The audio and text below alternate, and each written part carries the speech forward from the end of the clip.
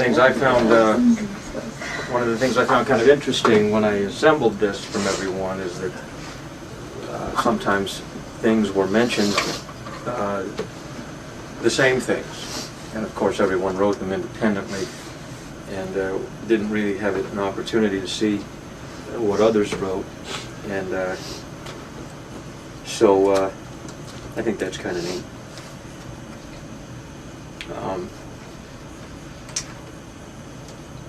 Mom and Dad, I've long regretted that we didn't plan an event to honor your silver anniversary. On many occasions throughout the intervening years, I've thought about what we might do to celebrate your golden anniversary. A cruise always seemed out of the realm of possibility. But here we are, bound for the Caribbean, having a grand time as a family unit, celebrating all that is good in our lives because of our goodly parents. As I scan back over a lifetime of memories, the truly meaningful ones are the ones involving our nuclear family and you. Your influence as parents upon me is deep and profound, and to ponder the love you have provided and the sacrifices you have borne is truly joyful and enlightening. I recall fondly the introduction of our family that our family received in state conference at the old Smith Fieldhouse on BYU campus by our then state president, who was a member of our Edgemont ward. I was probably about 8 years old. He respectfully described his impressions of the strength of our family and marveled that each generation was a member of the church. We then sang as a family, "I Am a Child of God," to the member-filled stadium. The words of that song are a fitting description of your 5 decades of parenting. Lead me, guide me, walk beside me, help me find the way. Teach me all that I must do to live with him someday. Being relatively new to the job, I've only begun to experience the great burden of responsibility the Lord has placed upon us as parents. But you have demonstrated very well for us, for me, how to take children and lead them in the ways of holiness, to guide them through the perils of mortality, and to walk beside them on that straight and narrow path which leads to eternity. I pray that I can be as you have been, tireless, unwavering, patient, and loving. As the seasons became years, and then decades, we've had a lot of wonderful times together. You have made family gatherings a priority, and it has brought this family together and provided a great source of excitement and joy for me. Mom and Dad, even though you worked for very many hours, for very many years to provide for your large family, you made sure there was time for family vacations. I recall seeing the lights of Las Vegas for the first time after a long road trip across the hot desert with no air conditioning and all the windows down. You made this trip many times with a station wagon full of us restless, "Are we there yet?" kids, as we traveled to Utah to see our grandparents. At least once, we made the trip by train. I remember Yosemite and the Grand Canyon, the Redwood Forest and Yellowstone, and of course, Flaming Gorge. There were cave tours, fishing trips, houseboating, water skiing, jet skiing, snow skiing, backpacking, and camping, to mention only a few. One of the most memorable vacations was the one where we didn't go anywhere. Dad, you showed us all a stack of bills and asked, "Do you think we can spend all of this money during the next week?" We then stayed around Utah Valley and splurged at restaurants. Our favorite was Mr. Steak on State Street, where we went several times that week. Our vacations have continued to this day aboard this fine ship.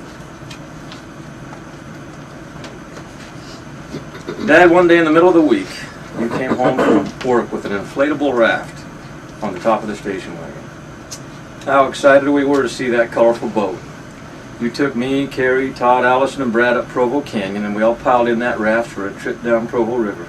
I was about 11, so Brad would have been only about 6.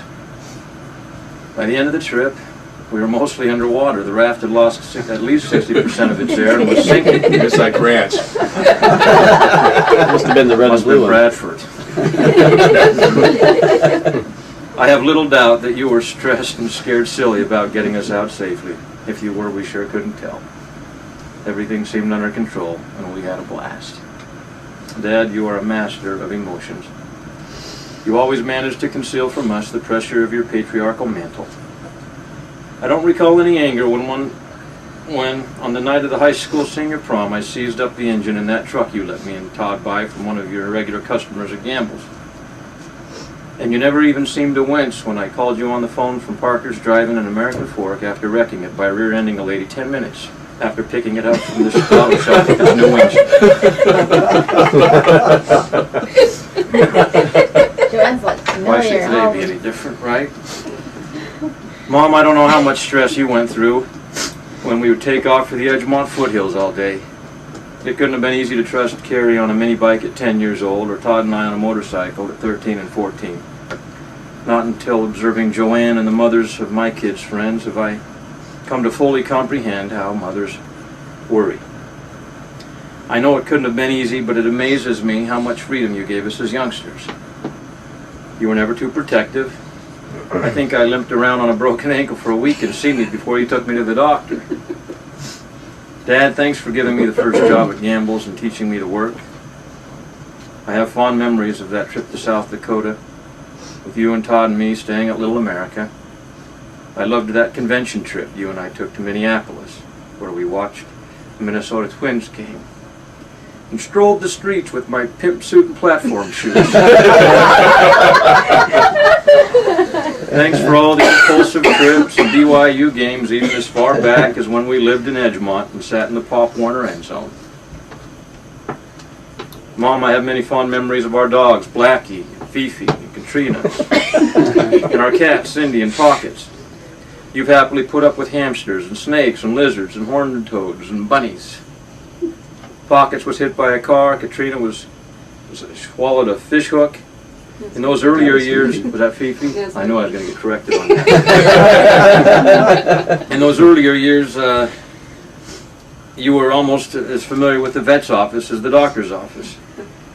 I now realize that those little joys for us as kids were a huge addition to the already overwhelming commitments of your tasks as our mother. Thanks for all the good times. You took us to the roller rinks, the matinees, swimming pools, and Little League games. You loved and welcomed my childhood friends, and they loved you. You bragged about my high school plays. You wrote me each and every week when I was in Norway. You have never forgotten a birthday or missed an important event. Mom, even though you have consistently filled every waking minute of each day with the necessary tasks of raising your large family, you have been and continue to be available whenever your children or grandchildren have any need. Whether it's a few minutes for a skin knee or a long trip to California to watch our kids for a week, you always make the time. I especially appreciate your listening ear and understanding heart. I know I filled many of your precious hours lamenting the vicissitudes of dating. I took little, if any, of your advice, compounding my plight. But you continue to be there and console me and hope and pray for me. I finally found in Joanne someone who could meet my unreasonable expectations of a wife. I credit you for setting the standard so high by being the wife and mother you have been. Mom, thanks for passing on a good work ethic to me. From the chore charts when I was very young to putting me to work in the yard, mowing and weeding and installing railroad ties, the value of learning how to work has been an indispensable gift. Mom, your sincere and firm testimony and your love and dedication to your children and grandchildren have taught me completely the meaning of this life.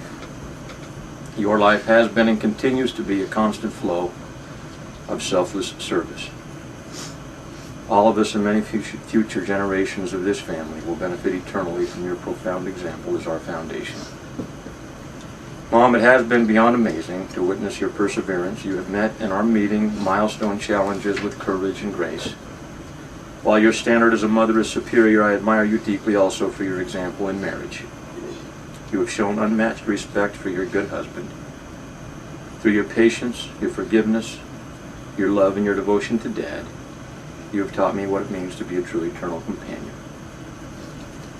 Dad, as much as we all observe and admire the way you serve Mom and Donovan, and the way you served Grandpa and Nana, and then Grandma Gigi, I know that it represents only a tiny fraction of the quiet, steady sacrifices you have made and continue to make for them and for so many others each day. It is simply who you are, and it explains why you are so universally admired and respected by ward members, neighbors, friends, family, co-workers, and strangers. Your friendship and concern for them is genuine, and it is a given to all that you will always put others before yourself. You have set the bar of service very high. Dad, I have barely scratched the surface of what I feel toward the two of you for all that you have provided temporally, spiritually, and emotionally for me as your son. I can only trust that God has an adequate way of conveying to you the gratitude that I feel. Congratulations on 50 wonderful years together. May the decades ahead of you be even better than the ones that have brought us thus far. We all have so much to celebrate. I love you.